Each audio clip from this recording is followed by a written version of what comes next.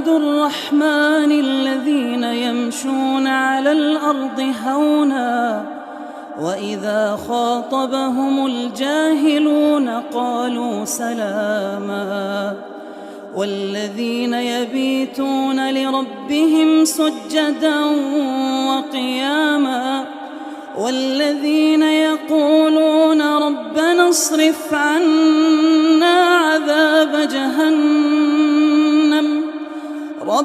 اصرف عنا عذاب جهنم إن عذابها كان غراما إنها ساءت مستقرا ومقاما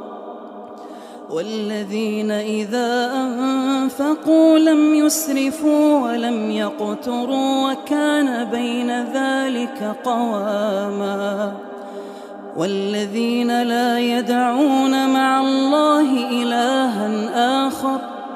ولا يقتلون النفس التي حرم الله إلا بالحق ولا يزنون ومن يفعل ذلك يلقى أثاما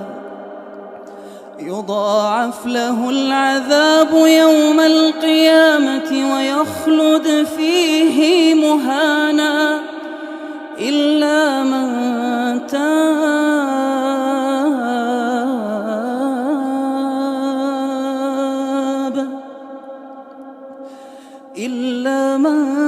تاب وآمن وعمل عملا صالحا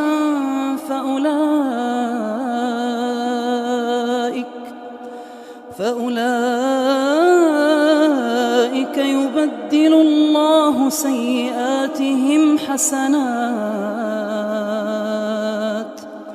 وكان الله غفورا رحيما.